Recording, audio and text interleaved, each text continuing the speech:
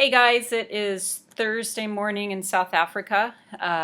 It's 8:09 my time, 7:09 your time. You're just getting to school right now, going up to your lockers pretty soon. And I'm flying home today, but I thought I would do one more reading while I was here of Wonder. It's kind of not a beautiful day today. It's all cloudy and nasty outside. Let me show you. Well, not nasty, but not as beautiful as it has been. So this is just from my hotel window. What you can't really see is over kind of like halfway up on that horizon line. The sun is trying to peek from underneath the clouds, and the ocean is right there. So it's beautiful down at the harbor, especially when it's sunny. But Wonder. Next section of reading, this is part 5 of Wonder. Chapter is Choose Kind. There's a lot of shuffling around when the bell rang and everybody got up to leave. I checked my schedule and it said my next class was English, room 321. I didn't stop to see if anyone else from my homeroom was going my way. I just zoomed out of the class and down the hall and sat down as far from the front as possible. The teacher, a really tall man with a yellow beard, was writing on the chalkboard. Kids came in laughing and talking in little groups, but I didn't look up. Basically, the same thing that happened in homeroom happened again. No one sat next to me except for Jack, who was joking around with some kids who weren't in our homeroom. I could tell Jack was the kind of kid other kids liked. He had a lot of friends. He made people laugh. When the second bell rang, everyone got quiet and the teacher turned around and faced us. He said his name was Mr. Brown, and then he started talking about what we would be doing this semester.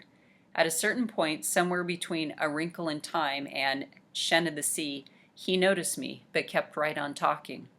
I was mostly doodling in my notebook when he talked, but every once in a while I would sneak a look at the other students. Charlotte was in this class. So were Julian and Henry. Miles wasn't. Mr. Brown had written on the chalkboard in big block letters, Precept. Precept. Okay, everybody, write this down at the very top of the very first page in your English notebook. As we did what he told us to do, he said, okay, who can tell me what a precept is? Does anyone know? No one raised their hands. Mr. Brown smiled, nodded, and turned around to write on the chalkboard again. Precept equals rules about really important things. Like a motto? Someone called out. Like a motto, said Mr. Brown, nodding as he continued writing on the chalkboard. Like a famous quote. Like a line from a writing on the board. Like a line from a fortune cookie. Any saying or ground rule that can motivate you. Basically, a precept is anything that helps guide us when making decisions about really important things. He wrote all that on the chalkboard and then turned around and faced us. So what are some really important things? He asked us. A few kids raised their hands, and as he pointed at them, they gave their answers, which he wrote on the chalkboard in really, really sloppy handwriting. Rules, schoolwork, homework. What else? He said as he wrote, not even turning around. Just call things out. He wrote everything everyone called out. Family, parents, pets. One girl called out, the environment. He wrote down the environment.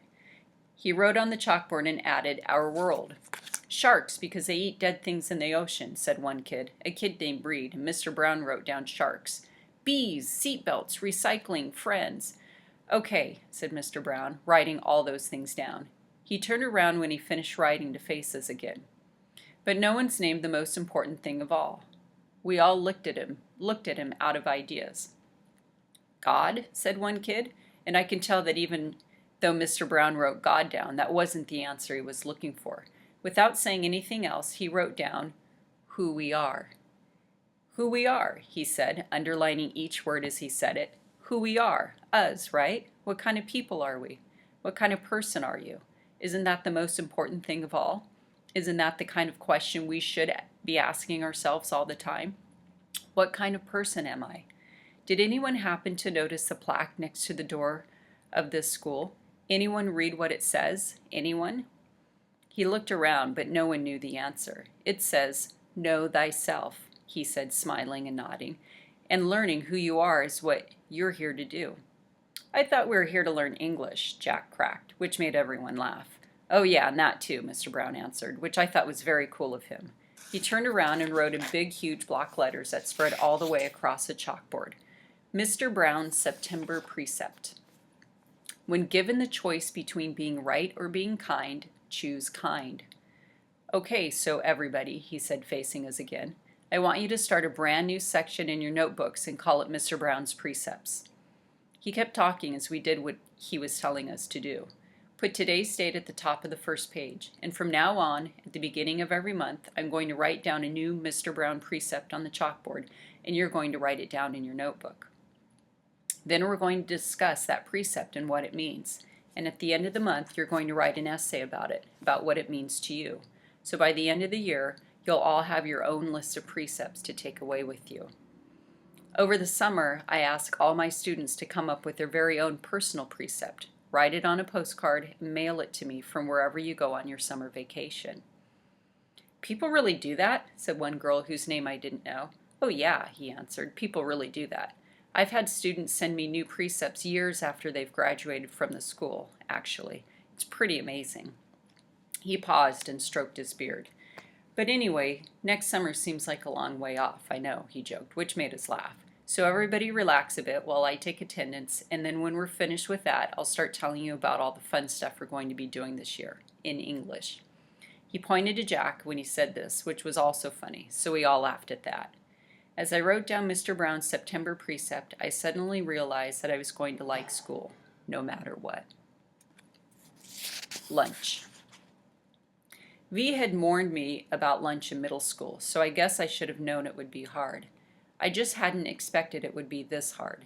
Basically, all the kids from all the 5th grade classes poured into the cafeteria at the same time, talking loudly and bumping into one another while they ran to different tables. One of the lunchroom teachers said something about no seat saving allowed, but I didn't know what she meant, and maybe no one else did either, because just about everybody was saving seats for their friends. I tried to sit down at one table, but the kid in the next chair said, "Oh, sorry, but somebody else is sitting here." So I moved to an empty table and just waited for everyone to finish stampeding and the lunchroom teacher to tell us what to do next. She started telling us the cafeteria rules. I looked around to see where Jack Will was sitting, but I didn't see him on my side of the room. Kids were still coming in as the teacher started calling the first few tables to get their trays and stand at the line on the counter.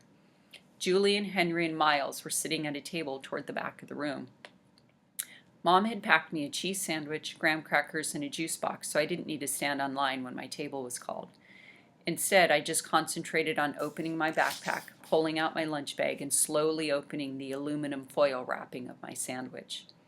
I could tell I was being stared at without even looking up. I knew that people were nudging each other, watching me out of the corner of their eyes. I thought I was used to those kinds of stares by now, but I guess I wasn't. There was one table of girls that I knew were whispering about me because they were talking behind their hands. Their eyes and whispers kept bouncing over to me. I hate the way I eat. I know how weird it looks. I had a surgery to fix my cleft palate when I was a baby, and then a second cleft surgery when I was 4, but I still have a hole in the roof of my mouth.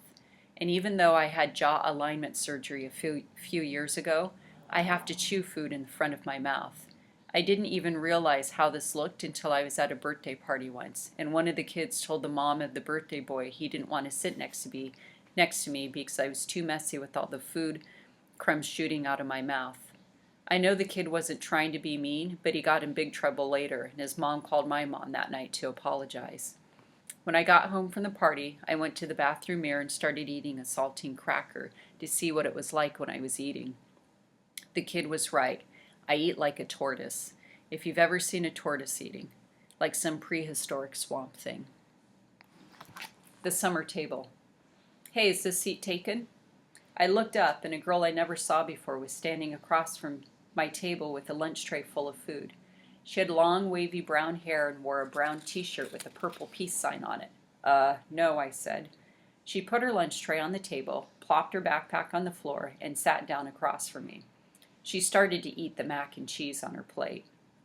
Ugh, she said after swallowing the first bite. I should have brought a sandwich like you did. Yeah, I said, nodding. My name is Summer, by the way. What's yours? August. Cool, she said. Summer! Another girl came over to the table carrying a tray. Why are you sitting here? Come back to the table. It was too crowded, Summer answered her. Come sit here. There's more room. The other girl looked confused for a second. I realized she had been one of the girls I had caught looking at me just a few minutes earlier. Hand cupped over her mouth, whispering. I guess Summer had been one of the girls at that table, too. Never mind, said the girl, leaving. Summer looked at me, shrugged, smiled, and took another bite of her mac and cheese. Hey, our names kind of match, she said as she chewed. I guess she could tell I didn't know what she meant. Summer, August, she said, smiling, her eyes open wide as she waited for me to get it. Oh, yeah, I said, after a second. We can make this the summer-only lunch table, she said. Only kids with summer names can sit here. Let's see, is there anyone here named June or July? There's a Maya, I said. Technically, May is spring, Summer answered, but if she wanted to sit here, we could make an exception. She said it as if she'd actually thought the whole thing through. There's Julian. That's like the name Julia, which comes from July. I didn't say anything. There's a kid named Reed in my English class, I said. Yeah, I know Reed, but how is Reed a summer name, she said. I don't know, I shrugged. I just picture like a reed of grass being a summer thing. Yeah, okay, she nodded, pulling out her notebook. And Miss Petosa could sit here, too. That kind of sounds like the word petal, which I think of as a summer thing, too. I have her for homeroom, I said. I have her for math, she answered, making a face. She started writing a list of names on the second-to-last page of her notebook. So, who else, she said. By the end of lunch, we had come up with a whole list of names of kids and teachers who could sit at our table if they wanted. Most of the names weren't summer names, but they were names that had some kind of connection to summer. I even found a way of making Jack Will's name work by pointing out that you could turn his name into a sentence about summer, like, Jack will go to the beach, which Summer agreed worked fine. But if someone doesn't have a summer name and wants to sit with us, she said very seriously, we'll still let them if they're nice, okay? Okay, I nodded, even if it's a winter name. Cool beans, she answered, giving me a thumbs up. Summer looked like her name. She had a tan, and her eyes were green like a leaf. 1 to 10. Mom always had this habit of asking me how something felt on a scale of 1 to 10. It started after I had my jaw surgery, when I couldn't talk because my mouth was wired shut. They'd taken a piece of bone from my hip bone to insert into my chin to make it look more normal, so I was hurting a lot in different places. Mom would point to one of my bandages, and I would hold up my fingers to show her how much I was hurting. 1 meant a little bit. 10 meant so much.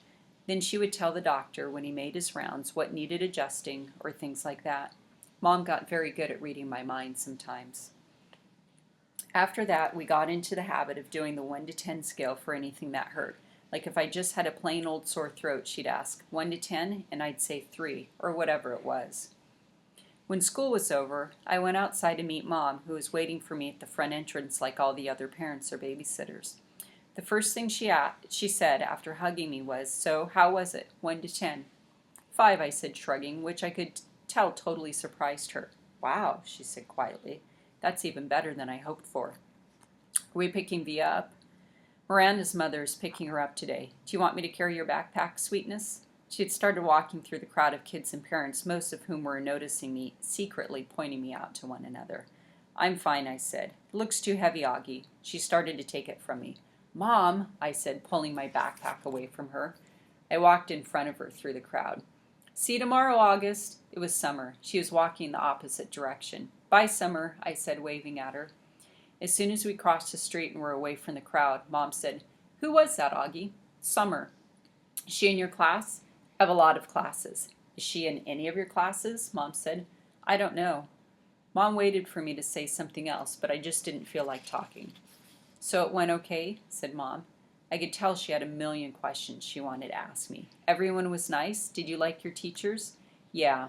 How about those kids you met last week? Were they nice? Fine. Jack hung out with me a lot. That's great, sweetie. What about that boy Julian? I'd thought about that dark Sith comet. By now it felt like that had happened 100 years ago. He was okay, I said. And the blonde girl, what was her name? Charlotte. Mom, I said everyone was nice already. Okay, Mom answered. I honestly don't know why I was kind of mad at Mom, but I was. We crossed Amsford Avenue. She didn't say anything else until we turned onto our block. So, Mom said, how did you meet Summer if she wasn't in any of your classes? We sat together at lunch, I said. I'd started kicking a rock between my feet like it was a soccer ball, chasing it back and forth across the sidewalk. She seems very nice.